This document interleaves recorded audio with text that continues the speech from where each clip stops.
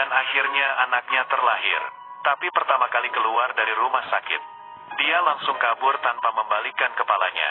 Alasannya sangat gampang, karena IQ suaminya sangat rendah. Dia tidak ingin hidup seumur hidup dengan orang bodoh. Pria ini bernama Sam, dia menderita cacat intelektual yang parah. Sudah bekerja 8 tahun di kafe. Hingga membuat secangkir kopi saja dia sangat kesusahan. Menghadapi bayinya yang baru lahir, dia pun merasa kesusahan. Semua hal membuatnya sangat sibuk. Menghadapi susu bayi yang banyak jenisnya, dia seperti anak kecil yang kehilangan arah. Tidak tahu harus memilih yang mana. Putrinya karena belum kenyang, di tengah malam terus menangis. Hingga tetangganya yang terbangun karena suara bayi menelepon, dan mulai menanyainya dengan galak. Hello. What the hell are you doing to that baby? Untungnya tetangga itu seorang yang baik hati, mengajarinya bagaimana cara menjaga bayi. Dia memberi nama putrinya, Lucy. Kemudian mulai menjaga anaknya dengan sepenuhnya. Tiap 2 jam memberikan anaknya minum susu. Tiap tengah malam akan bangun dan mengganti popok bayi, dan membawa Lucy untuk berangkat kerja bersama. Di bawah asuhannya, Lucy semakin hari semakin besar, dan menjadi seorang anak gadis yang imut. Tapi masalah juga semakin banyak. Lucy orangnya sangat penuh penasaran. Ia bisa terpikir dengan masalah yang aneh. Tapi Sam yang tidak tahu apa-apa, sulit untuk memberinya jawaban. Meski Lucy belum berumur 7 tahun, tapi sudah memiliki IQ yang tinggi. Okay, Daddy.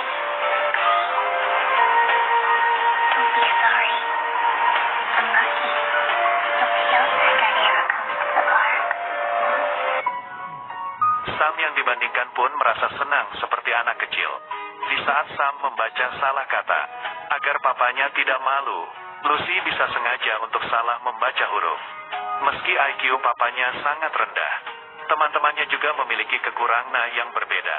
Tapi demi membantu Lucy membeli sepatu, mereka tidak akan pelit mengeluarkan uang yang tersisa sedikit di badannya. Karena cinta mereka yang bersahaja, Lucy melewati kehidupannya dengan sangat bahagia. Tetapi kehidupan yang seperti ini, akhirnya tetap muncul masalah. Hari ini, Sam dipanggil oleh guru ke sekolah. Bukan karena nilai Lucy jelek, tapi salah satu lukisan Lucy membuat gurunya sangat khawatir. Lucy yang tinggi dan besar menggandeng papanya. Kelihatannya papanya yang malah dijaga oleh anaknya. Guru melewati pemeriksaan, menyadari bahwa Lucy takut akan belajar di kelas. Ada rasa untuk menolak mengetahui ilmu baru, karena dia terus memikirkan IQ papanya. Dia takut dirinya kan menjadi lebih pintar, sehingga Lucy melakukan ini semua. Sam sama sekali tidak mengerti. Sekolah hanya bisa menyerahkan situasi ini ke departemen lain. Waktu berlalu dengan sangat cepat. Ulang tahun ke-7 Lucy tiba. Sam berencana untuk membuat acara ulang tahun. Tapi karena latihan, dia berantem dengan seorang anak laki-laki. Ayah anak laki-laki itu pun mendorong Sam. Dan kebetulan dilihat oleh Lucy yang baru masuk. Anak laki-laki itu masih berkata tanpa enggan. She said you're not a real father anyway. She said you was adopted. Lucy yang merasa canggung hanya bisa kabur. Penyelidik dari Lembaga Perlindungan Anak menyaksikan semuanya. Mereka berpikir bahwa Sam tidak ada kemampuan untuk terus mengasuh anak. Kemudian dengan paksa membawa pergi Lucy. Di pengadilan, hakim menarik hak asuhnya untuk sementara. Lucy pun dimasukkan ke panti asuhan. Sam yang ber-IQ rendah harus bagaimana? Karena IQ-nya yang rendah, Sam kehilangan hak asuhnya. Hanya bisa bertemu dengan Lucy di tempat yang sudah ditetapkan. 2 kali seminggu, tiap kali hanya ada waktu 2 jam. Sam tidak mengerti, jelas-jelas dirinya sangat menyayangi putrinya. Kenapa orang-orang ini ingin merampasnya? Melihat papanya yang seperti ini, Lucy sangat sedih. I said you want any daddy but him. Why don't you write that down?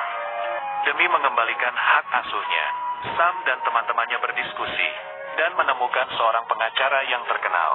Kasus yang ditanganinya pasti akan meraih kemenangan. Tapi untuk menyewa pengacara seperti ini, harus membayar biaya yang sangat tinggi. Sam sama sekali tidak sanggup. Pada akhirnya diusir keluar. Tapi Sam tetap tidak menyerah. Dia terus bekerja keras mencari uang. dan juga sambil mencari pengacara, lalu menceritakan kisahnya dengan Lucy. Akhirnya ada sekali, demi menjaga citra di hati rekan kerja. Pengacara pun mengiyakannya dan tanpa bayaran. Sam sangat gembira seperti anak kecil, tapi teman-temannya semua memiliki kekurangan.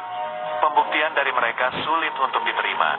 Dalam keputusasaan, Sam hanya bisa mencari tetangganya untuk membantunya. Dengan cepat, hari pengadilan pun tiba. Sang pengacara sangat jeli.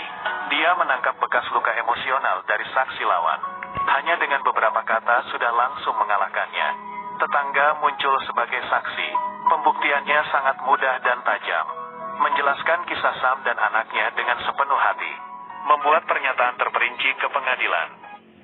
I think you should have fun and not be so weight